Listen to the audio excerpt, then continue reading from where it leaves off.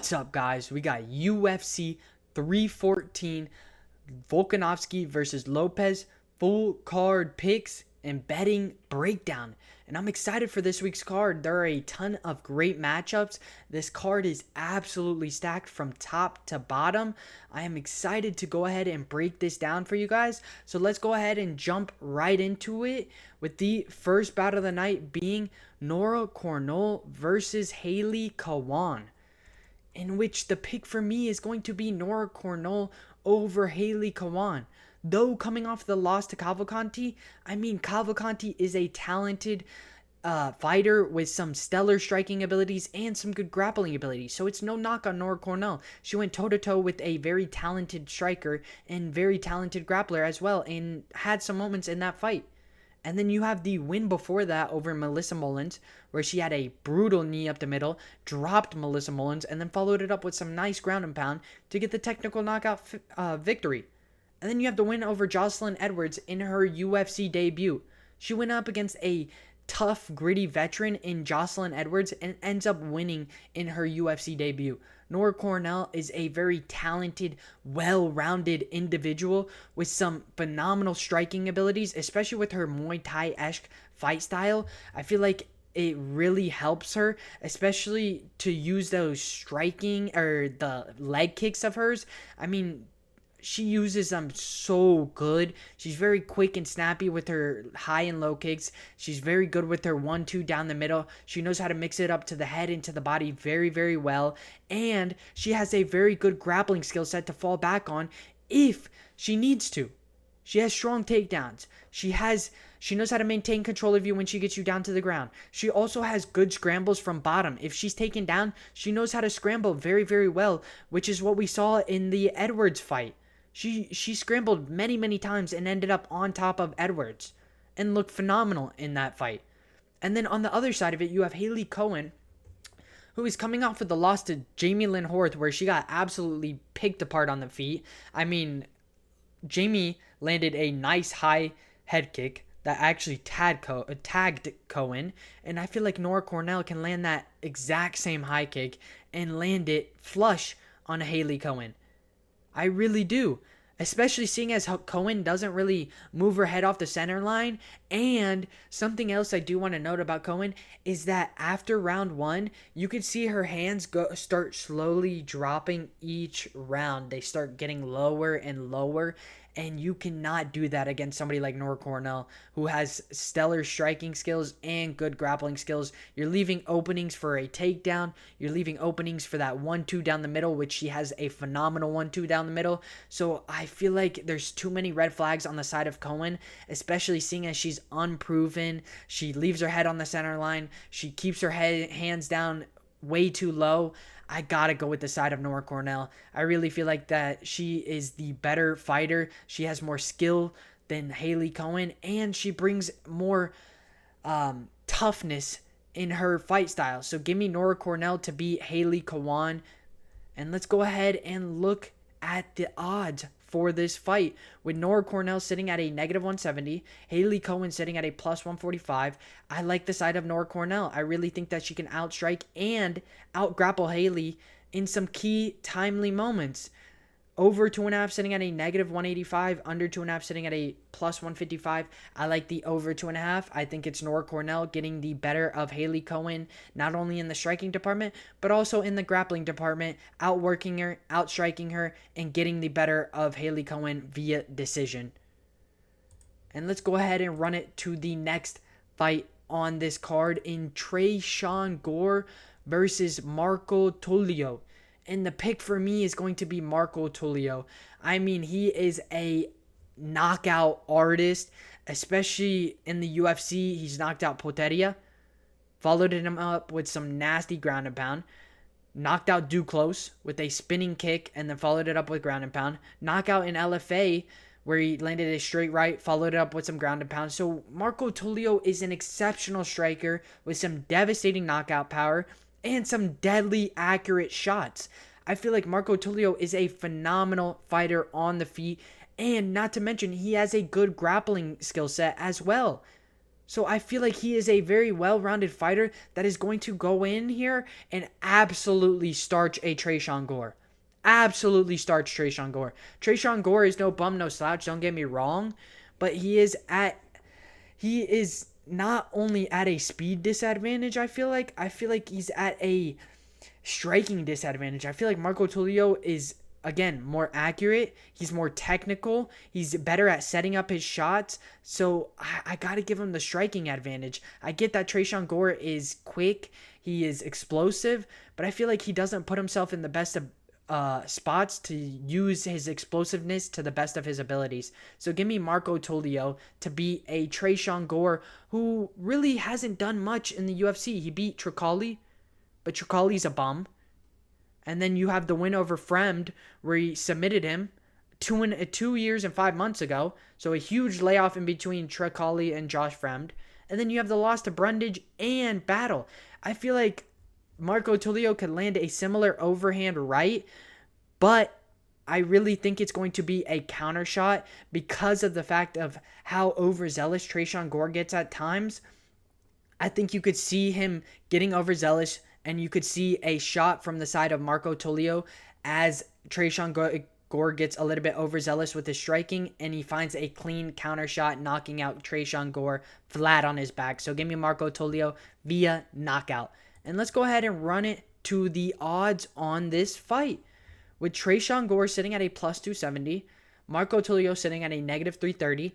I agree with the odds. I really feel as though Marco Tulio is going to be the better fighter. He has more tools in his tool bag, and I feel like he is going to be able to close the distance and land some nice shots on a Tresean Gore, who sometimes just gets a little bit overzealous, leaving him open to some shots straight down the middle. Over 1.5 sitting at a negative 145. Under 1.5 sitting at a plus 115. I would probably go with the under 2.5 if you could find that. I think Marco Tulio is live to finish Tresean Gore early. And I think it's going to happen. I really do. I see Tresean Gore getting a bit overzealous or getting a little bit frustrated with not being able to hit Marco Tulio, leaving himself open to a counter shot. And I see Marco Tulio landing a clean counter shot and putting Tresean Gore clean out on his back. So give me Marco Tulio via knockout. And let's go ahead and run it to the next fight on this card in Sumudaerji versus Mitch Raposo. And in this one, I was going back and forth between these two, in which I am going with Sumudaerji to beat Mitch Raposo. The reason I am going with Sumudaerji, though he's coming off of 3 losses, take into account these 3 losses are up against some very good competition. Charles Johnson, top 15 ranked. Tim Elliott, he's a pretty talented individual with some very stellar submission skills. And then you have the loss to Matt Schnell where he got submitted as well. Something about Sumudaerji, which we all know, is that he has a suspect grappling game. He isn't the best grappler, but he is a very talented striker. And I feel like that's where he is going to have the complete and utter advantage here against Mitch Raposo. Mitch Raposo is going to look to take this down to the ground, but I feel like with the reach advantage, Sumudaerji is going to be able to pop off that jab, maintain that distance, really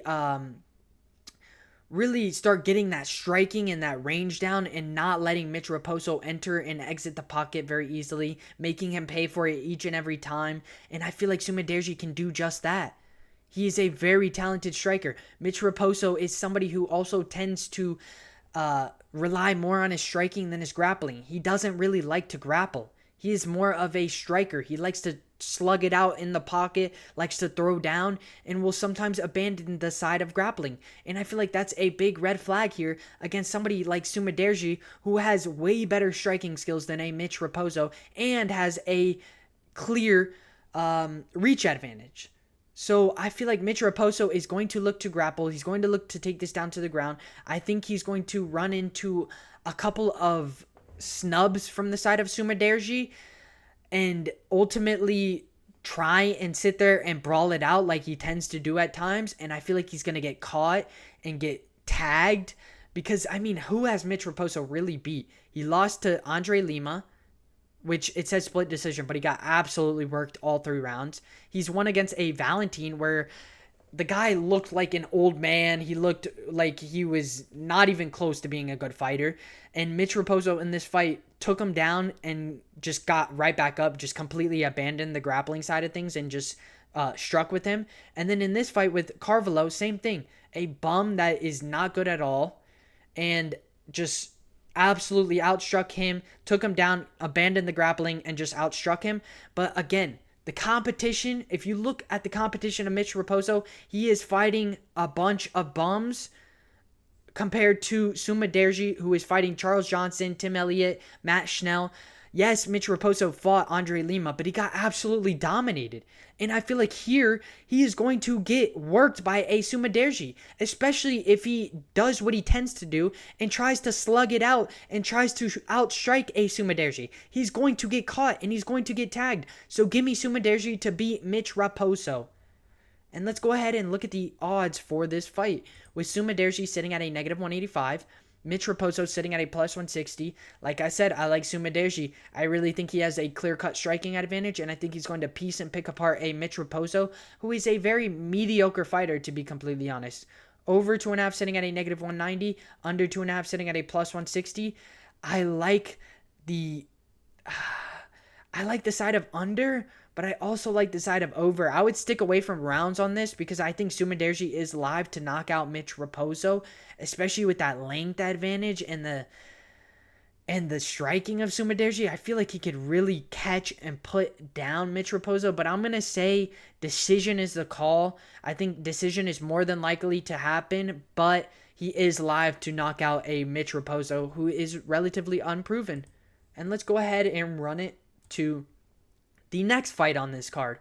In Sedriques Dumas versus Michał Oleksiejczuk.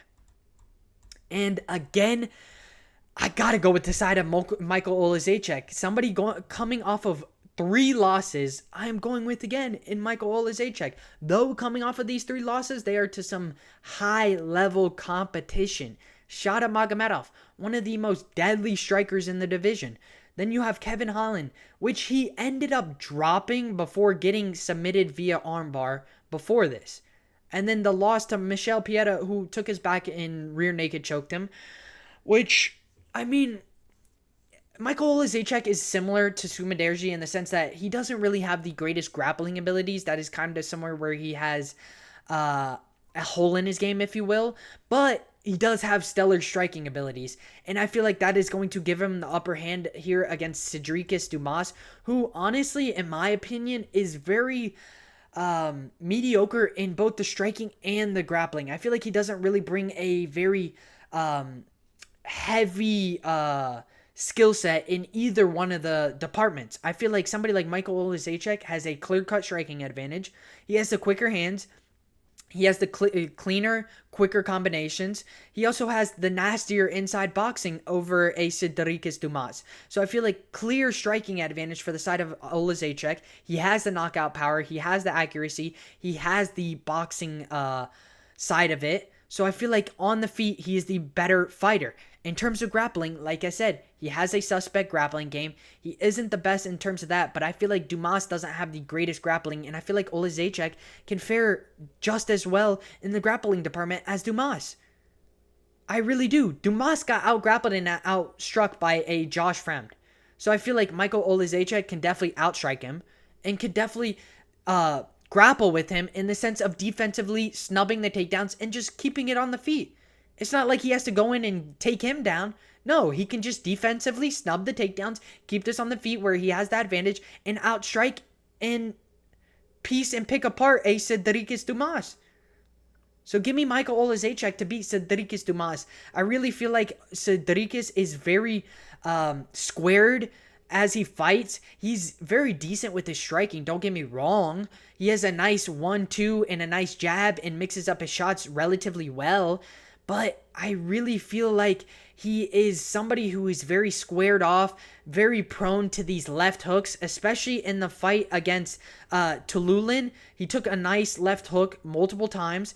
In the fight against Ruziboev, got absolutely starched by an uppercut. And then you have the fight against Abu Azatar, where he took some nasty lefts as well. And Cody Brundage, same thing. I mean, I really feel like Dumas is somebody who is prone to these left hooks, and I feel like somebody like Michał Oleksiejczuk has some nasty left hooks that could absolutely sit down Sedriques Dumas, and I believe he will. Honestly, I really feel as though Michał Oleksiejczuk could definitely land a knockout finish over a Sedriques Dumas who just really is mediocre in both the striking and the grappling side of things. I mean, who has he really beaten? He beat a Cody Brundage who was pulling Gilly 24/7. I mean, legitimately every single takedown attempt, Cody Brundage was just hopping Gilly and was just giving him the win.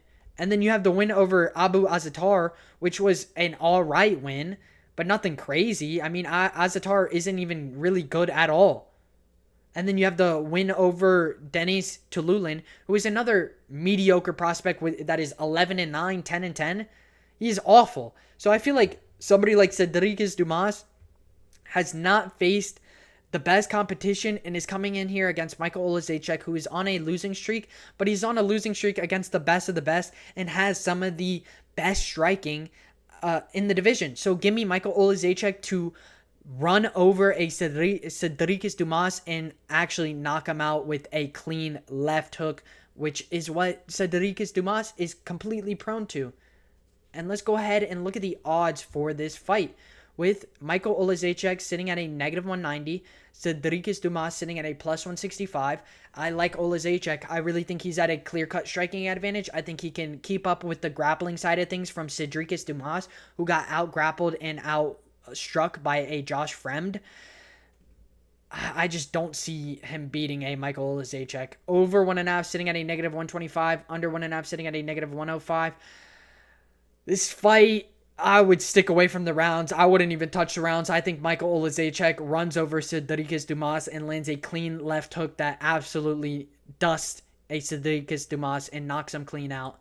Let's go ahead and run it to the next fight on this card in Darren Elkins versus Julian Erosa. And the pick for me is going to be Julian Erosa over Darren Elkins.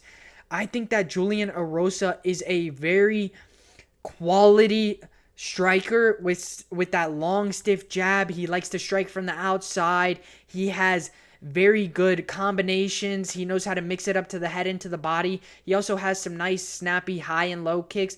And he has a very good grappling skill set as well. So I gotta favor the side of Erosa. I really feel as though he's gonna be at a speed advantage. I think striking-wise, he's going to be the cleaner, quicker, more accurate striker. And he has good grappling to fall back on if he has any trouble in the striking department. So I got to favor the side of Erosa. Erosa has some of the nastiest jiu-jitsu, especially with the gillies. Oh my God, he can grab you and he will not let you go, and you will absolutely tap. I feel like somebody like Erosa could easily get a guillotine finish over a Darren Elkins, who honestly was super relentless with his takedowns, leaving easy guillotine openings, especially in the last fight. If you guys saw the Daniel Pineda, Darren Elkins time and time again got twisted into a guillotine multiple times. Yes, he ended up fighting out of it, don't get me wrong. But not every time are you going to fight out of a guillotine, especially against a Julian Erosa. Erosa has some nasty, nasty guillotines. One of the nastiest in the UFC.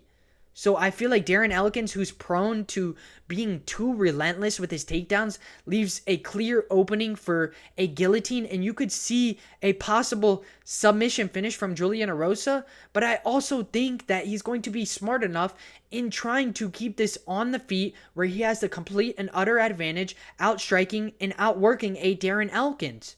Darren Elkins is tough and gritty, don't get me wrong, but I mean, his striking skills really aren't the best. He's going to look to just grapple a Julian Erosa, out-grapple him. I don't see that happening. I feel like Julian Erosa is going to get the better of Darren Elkins in the striking department, even landing some key, timely takedowns if need be, and garnering some control time over a Darren Elkins. Give me Julian Erosa to outwork, outstrike, and outdog a Darren Elkins who is tough and gritty, but ultimately I believe is going to lose. And let's go ahead and look at the odds for this fight with Julian Arrosa sitting at a negative 350. Darren Elkins sitting at a plus 285. I like the side of Julian Arrosa. I really feel as though he has a clear-cut striking advantage and a speed advantage, as well as being able to enter and exit the pocket against Darren Elkins. I think he's going to use that to the best of his ability, getting the better of Darren Elkins. Over 2.5 sitting at a negative 115. Under 2.5 sitting at a negative 115 as well. I like the side of the over. I think it's going to be a tit-for-tat, back-and-forth fight where Julian Arrosa wins it via decision over a tough, gritty opponent in Darren Elkins.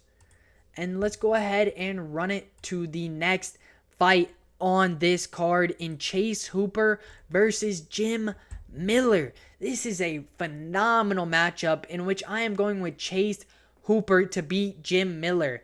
I feel like Chase Hooper, the up-and-coming prospect, has been looking absolutely phenomenal with wins over Clay Guida via submission, the submission over Borishev, where he ended up dropping him before submitting him, and then the win over Jordan Levitt, where he submitted him as well. And then you have the win over Fyodor before that. I mean, Chase Hooper has really started to come into his striking side of things. His grappling game, we already knew, is very, very good, but he's really starting to develop the striking side of things, and he's starting to look good in both aspects of the fight game, striking and grappling.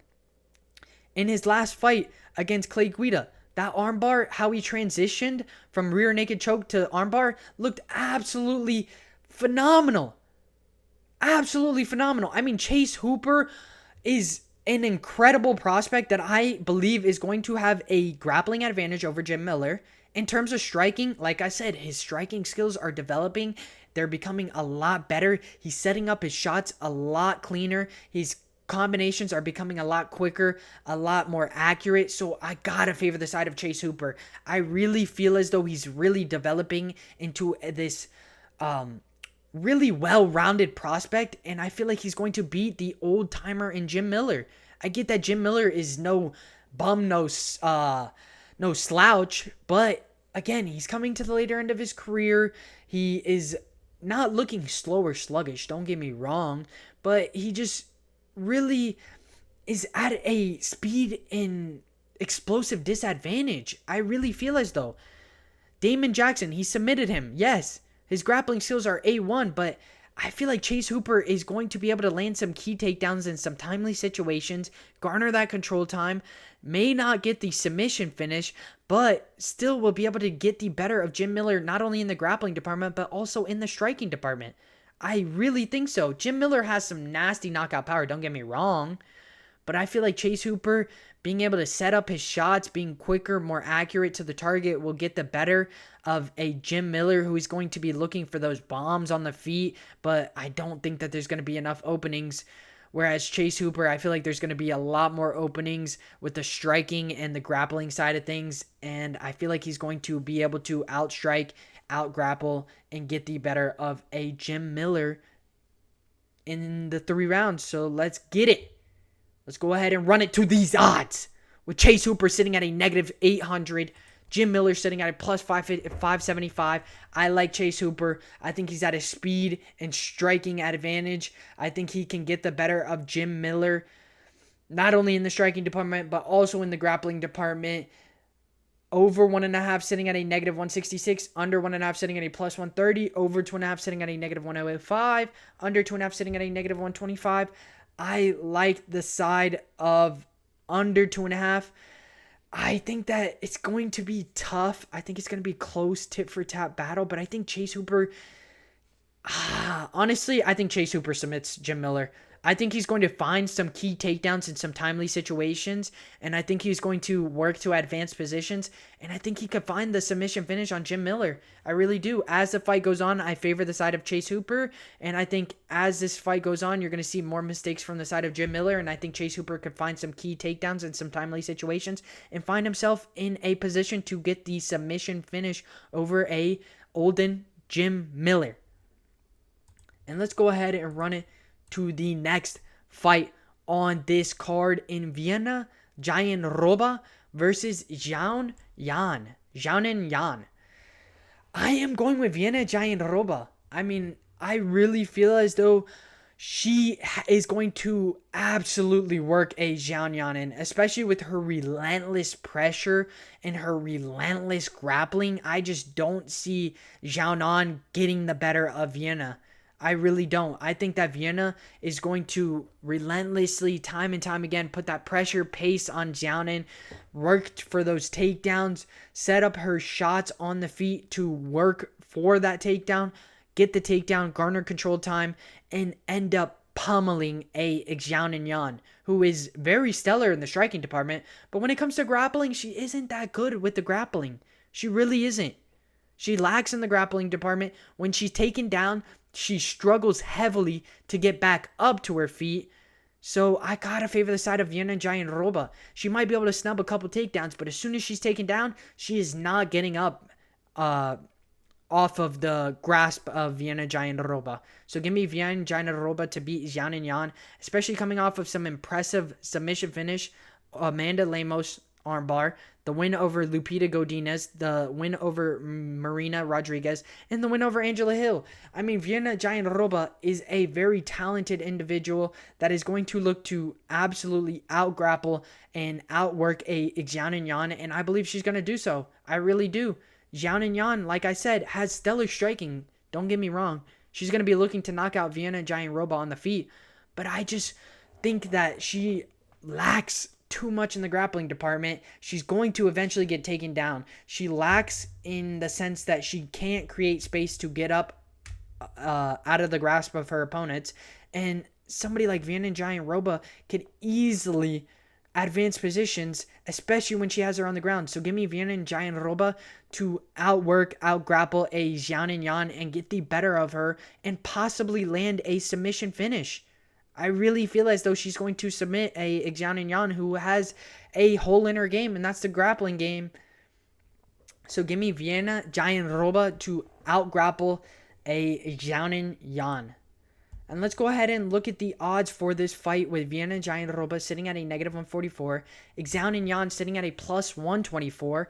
I like the side of Vienna Jayanroba. Like I said, she has a clear-cut grappling advantage. In terms of striking, I feel like she can fare well in the striking department against a Zhao Yan, kind of piecing and picking her apart, making sure to be very calm and calculated because of the fact that Zhao Yan has that devastating knockout power. I think she's going to be a lot more calm, a lot more calculated. She's going to find these takedowns. She's going to garner the control time, and she's going to absolutely work Zhao Yan on the ground. Give me Vienna Jayanroba. Over 2.5 sitting at a -180, under 2.5 sitting at a +150. I like Vienna Jayanroba, and I think she is live to win this via submission. But ultimately, no, I'm going to stick with submission. I think she's going to submit Zhao Yan. I think as soon as she gets her to the ground, Zhao Yan is a deer in headlights, and I think Vienna Jayanroba is going to advance positions and find the submission. So let's go ahead and run it to the next bout on this card in Ige versus Sean Woodson. And the pick for me is going to be Sean Woodson over Ige. Sean Woodson is on an absolute tear as of right now, knocking out Fernando Padilla, beating Alex Caracas before that, beating Charles Jourdain before that, and then beating Dennis Bazooka before that. He has some very, very impressive wins, and I feel like he could win here against Ige. I really do. I get Ige is a tough, gritty opponent, but Sean Woodson is so technical and so slick with his striking, and he brings a good, devastating knockout power as well. I feel like he can get the better of Ige. He also has a huge reach advantage, so he can use that super long, stiff jab to maintain distance, but he can also close the distance really well. So he's not just good with his striking from distance, he's very good with his striking from that nasty inside boxing range. So I favor Sean Woodson in the striking department. In terms of grappling, he brings a good grappling skill set as well. So I gotta favor the side of Woodson.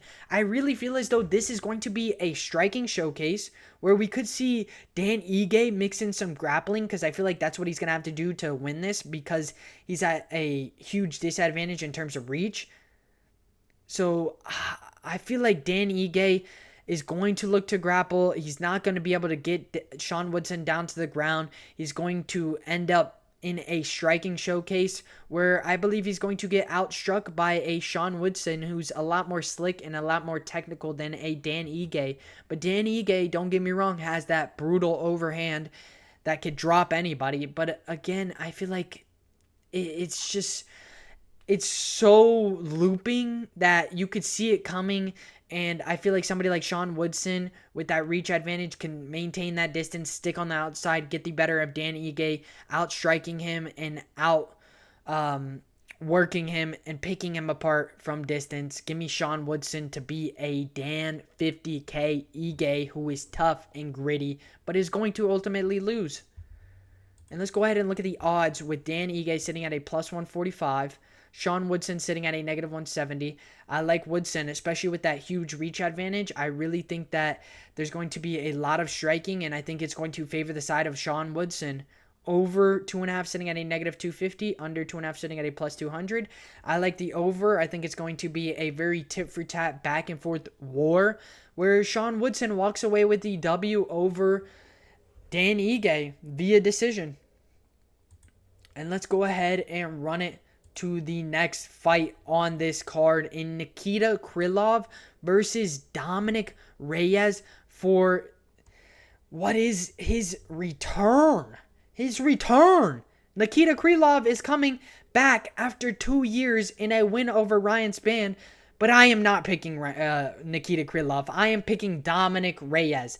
Nikita Krylov, like I said, coming off of that 2-year layoff, is going to be a lot worse in my opinion. I mean, I really feel as though Dominick Reyes coming in with those 2 knockout wins over Dustin Jacoby and Anthony Smith really gave him a kind of revival to his career.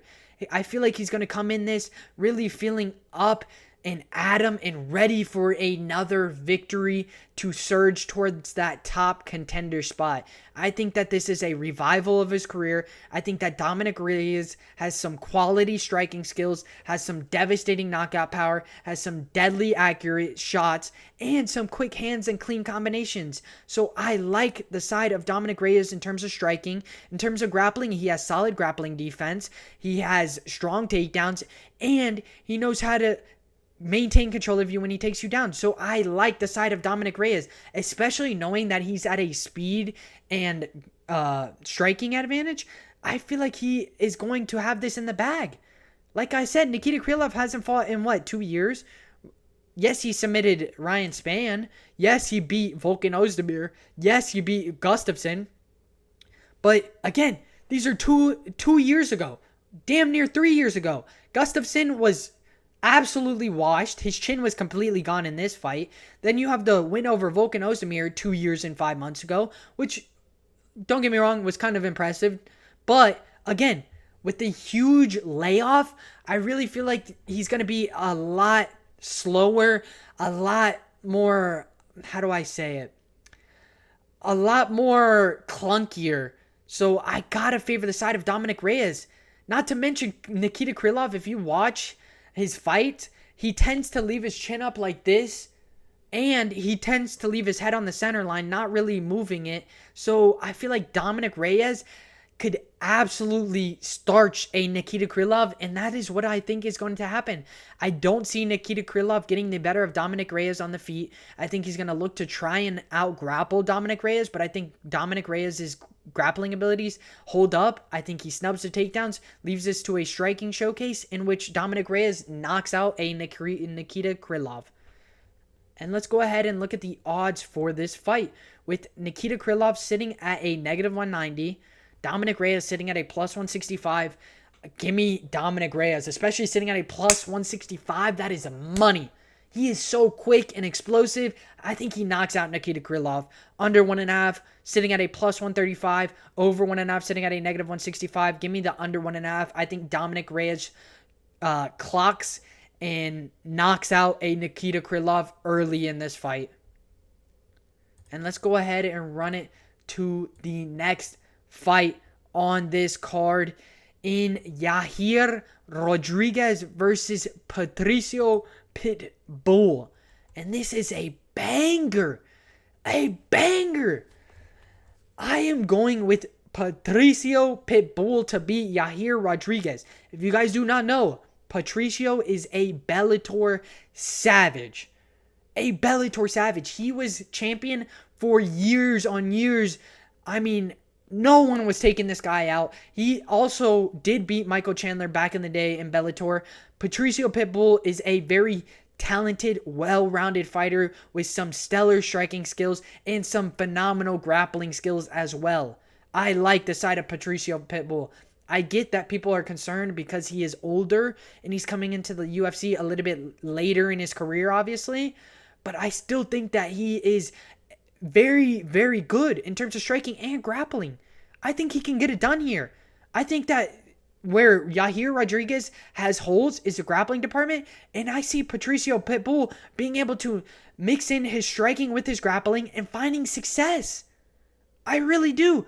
I really feel as though Patricio Pitbull is a very quality striker with very quick hands. He's got crafty combinations. He knows how to mix it up to the head and to the body. Not to mention, he has a very good grappling skill set to fall back on if he has any troubles in the striking department with Yair, which I don't believe he will. But even if he does, he has a grappling to fall back on. I really feel as though Patricio Pitbull, whether it's striking or grappling, I feel like he's going to be able to get the better of Yair. He's very good at closing the distance. I think he's going to be able to close that distance, tag Yair on the inside and exit. And then I feel like if needs be, he can also use his striking to set up his grappling and land some key timely takedowns and garner some control time. So give me Patricio Pitbull to beat Yair Rodriguez. Yair is, again, going to look to keep this on the feet, going to look to outstrike a Patricio Pitbull, and going to look to use those kicks to the best of his abilities. But I think that Patricio Pitbull, being smart and using the grappling side of things, could get the better of Yair, especially with those leg kicks. He could catch him, take him down off of him, or he could blast a single leg off of him as well. So give me Patricio Pitbull to beat the veteran in Yair Rodriguez. And let's go ahead and look at the odds for this fight, with Yair Rodriguez sitting at a -210, Patricio Pitbull sitting at a +180. I like the side of Patricio Pitbull. I think he has a clear-cut grappling advantage. I think in terms of striking, he's going to be able to enter and exit the pocket, going to be able to pick and piece apart a Yair. Even though he's smaller and has the reach disadvantage, I still feel like he's more explosive and quicker, and is going to be able to enter that pocket against a Yair. Yair mainly uses those kicks. Like I said, he's not very good with his punches. He's mainly a kicker. So again, that is why I'm favoring the side of Patricio Pitbull. Sitting at a +180, I think the odds are great. I think we're getting a great value for Patricio Pitbull. Over 2.5 sitting at a -160, under 2.5 sitting at a +130. I like the side of over 2.5, but it's so sketchy. I think it's going to be a very close tit for tat back and forth, where Patricio Pitbull mixes in his striking with his grappling and ultimately finds success not only in the striking department but in the grappling department, getting the better of Yair Rodriguez and winning it via decision. And let's go ahead and run it to the next fight on this card in Bryce Mitchell versus Gene Silva. What is this? Like the 5th great fight back to back? I mean, this card is absolutely stacked, like I said. And let's go ahead and go with Gene Silva to beat Bryce Mitchell. I think that Gene Silva is going to knock out Bryce Mitchell. I really do. I think that Bryce Mitchell is going to look to grapple here, but I think that Gene Silva, his grappling is going to hold up. He's going to be able to snub the takedowns of Bryce Mitchell. I think he's going to keep this on the feet where he has the complete and utter advantage, and he's going to outstrike and pick and piece apart a Bryce Mitchell and ultimately find the knockout shot, landing it and dropping a Bryce Mitchell. Bryce, again, he kind of lacks in the striking department. He's a very good grappler, don't get me wrong. Like I said, he's going to be looking to take this down to the ground, but I feel like Gene Silva's grappling abilities will be able to hold up, be able to snub the takedowns of Bryce Mitchell, and be able to absolutely pick him apart on the feet. I really feel as though Gene Silva is at a complete and utter advantage in terms of the striking department.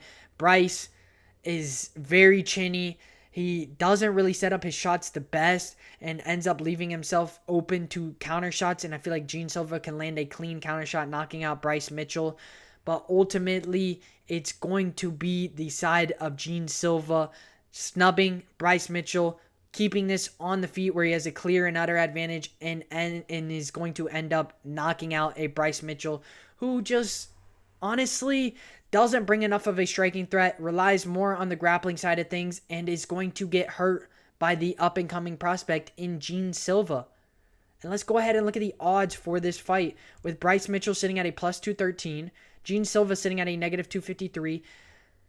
Like I said, Gene Silva, I think he's going to beat Bryce Mitchell. Bryce Mitchell, like I said, has a clear grappling advantage, but I feel like Gene Silva has a phenomenal grappling ability in the sense of defensively snubbing takedowns, keeping it on the feet, and outstriking his opponents, which is going to happen here against a Bryce Mitchell who lacks in the striking department, doesn't bring enough of a striking threat to worry about anything other than the grappling side of things. So give me Gene Silva to wipe and knock out a Bryce Mitchell. Plus 135 for the over 2.5, under 2.5 sitting at a negative 165. Give me the under 2.5. I think Gene Silva knocks out Bryce Mitchell, and I think he does it early. And let's go ahead and run it to the co-main event of the evening in Michał Chandler versus Paddy Pimblett. And I love this matchup. I think this is a great matchup where I'm going with Paddy Pimblett. I am. I think that Paddy Pimblett brings a very well-roundedness to his fight game, and I think that's going to give him the upper hand here. I think he has a complete and utter grappling advantage. I think that striking-wise, he is very slick and technical. He knows how to mix up his shots very, very well to the head and to the body. He also has very good snappy high and low kicks. He also is a very good grappler. So if he has any trouble in the striking department, he can throw it to the grappling department, taking down Michał Chandler and garnering some control time over him and at advancing positions and possibly finding a tricky submission. I like Paddy Pimblett wherever this fight goes. I believe that he's the more technical striker on the feet. I think he picks and chooses his shots very well. He's very calm and calculated. And in terms of grappling, he's going to have the quicker transitions, the trickier submissions, and the stronger takedowns. So give me Paddy Pimblett to beat Michał Chandler, especially coming off of a win over King Green where he submitted him early, the win over Tony Ferguson where he brutally dropped him and had some nice moments in terms of striking, then the win over Jared Gooden, and the win over Jordan Levitt. I mean, Paddy Pimblett is surging. He's up and coming. He is nasty. He is a very good striking skill set and grappling skill set. So give me Paddy Pimblett to beat Michał Chandler. Michał Chandler is no bum, no slouch. He is a very talented striker, but he is very wild and just thrives in a brawl. He's not somebody who is patient, calm, and calculated as much as he wants to say that. He is nothing like that. As soon as the cage doors close, he turns to a brawler. He likes to be in your face. He likes to slug it out. He likes to throw down. He throws these big looping shots. He has nasty knockout power, don't get me wrong. But again, he doesn't really use it to the best of his abilities. He tries to ultimately just brawl his way to the victory, and I don't see that winning him the fight here against somebody like Paddy Pimblett, who is super technical and super accurate with his striking. So give me Paddy Pimblett to beat a Michał Chandler, who is 2-4 in the UFC and really hasn't shown much in his time in the UFC. So give me Paddy Pimblett to beat Michał Chandler. And let's go ahead and run it to the odds with Michał Chandler sitting at a plus 142, Paddy Pimblett sitting at a negative 162. I like Paddy Pimblett. I think he has more tools in his tool bags. I think he brings a more well-roundedness to his fight game over Michał Chandler, who is just kind of honestly mediocre, doesn't really bring a very good striking threat. He just throws these lugging bombs hoping that they hit. And then in terms of grappling, I mean, he has decent grappling, but again, I feel like Paddy Pimblett is better wherever this fight goes. He's more technical, he's more accurate, he's more calm, calculated, and patient. So give me Paddy Pimblett to stay patient, to stay calm, to stay calculated, and piece and pick apart a Michael Chandler and find some key timely takedowns in the mix of it and possibly land a submission finish. I really feel as though Paddy Pimblett has a clear-cut grappling advantage, and he's going to use it to the best of his ability and find some key takedowns and submit a Michael Chandler in the mix of his striking exchange successes. Over 1.5 sitting at a -170, under 1.5 sitting at a +140, over 2.5 sitting at a +118, under 2.5 sitting at a -150, over 3.5 sitting at a +190, under 3.5 sitting at a -260, over 4.5 sitting at a +290, under 4.5 sitting at a -435. I like the side of under 3.5 sitting at a -260. I think Paddy Pimblett outstrikes him, finds a key timely takedown, takes him down, advances position, and finds the tricky submission. Give me Paddy Pimblett via submission. And let's go ahead and run it to the main event of the evening. If you guys haven't, make sure you guys like, subscribe, and make sure you guys share with a family member, share with an aunt, share with an uncle, share with your grandma, share with your friend down the street, share with everybody.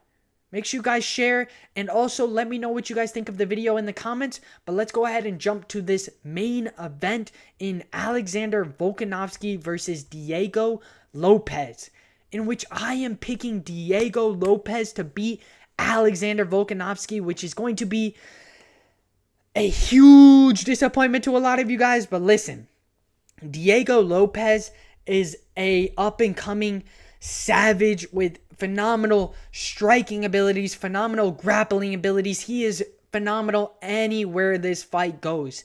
I really feel like he brings a really stellar, well-roundedness to his fight game. I think that striking-wise, he is going to be more explosive and a lot quicker than Volkanovski. Not to mention, he brings a good grappling threat, so he could take down Volkanovski. He could work to advanced positions and find a tricky submission. But ultimately, I think it's going to be a tit-for-tat, back-and-forth warfare where I believe that Diego Lopes is either going to win this via decision or via knockout. I think that he could catch him early. He has that devastating knockout power. He's deadly accurate with his shots. He knows how to set up his shots very, very cleanly and use his combinations to the best of his ability. So give me Diego Lopes to beat a Alexander Volkanovski who has had a rough time as of lately, but let's not forget what kind of dog and what kind of savage Volkanovski is. Yes, he lost to Topuria, but he came off of that lost to Makhachev via head kick before that and took it kind of on short notice, so that could have definitely had something to do with it. But either way, 2 brutal losses in a row via knockout, the knockout over Rodriguez, and then the loss to Makhachev before that the first time. Volkanovski is a veteran in the game with some very good striking and very good grappling. Don't get me wrong. I really feel as though this is going to be a very close tit for tat back and forth fight where I think Diego Lopes either catches him early or he could even win via decision. I know a lot of you guys are getting onto Diego Lopes because of the cardio side of things, but dude, you cannot take into account this Dan Ige cardio situation. He dropped weight all the way to 145, then tried to bulk up to 160, I believe, to make weight with Dan Ige. Of course, he hasn't fought at 160, so he's going to be a lot slower, and the cardio is going to start being an issue because of the fact that he's putting on weight within a couple hours, and he still ends up going in there and beating somebody at their normal weight who is a savage and a dog amongst dogs in Dan Ige. He essentially went in there and beat somebody at his own weight class. Yes, he had the full camp, so I'll give Ige that side of things. I'll give Ige that side of things because Diego Lopes had a full camp. But either way, he came in, was dropping weight, adding weight, and doing a lot of fluctuations right before the fight. So cardio in this fight should not have an outcome in the sense of this fight here against Volkanovski. So give me Diego Lopes to outwork, outstrike, and pick apart a Alexander Volkanovski, getting the better of him, not only in the striking department, but also in the grappling department. I think that dream, believe, and make it happen is coming to life and coming to fruition. Give me Diego Lopes. And let's go ahead and look at the odds for this fight. With Volkanovski sitting at a negative 125, Lopes sitting at a plus 105. So a lot of money coming in on the side of Lopes as of lately, because he was sitting at a negative 110 or plus 110, plus 120 earlier. So some money coming on the side of Diego Lopes, and I completely agree. I think that he's going to have the speed and explosive advantage over a Alex Volkanovski, who has gotten some brutal losses as of lately, and we don't know how his chin is. So I got to ride with the side of Diego Lopes. I think that he can outstrike, outwork, and pick apart a Volkanovski, mixing in some key timely takedowns and landing them. Lopes has been working with the Oklahoma State wrestling team, so you know his grappling and wrestling is very, very good, especially seeing as they just recently won and had a huge upset.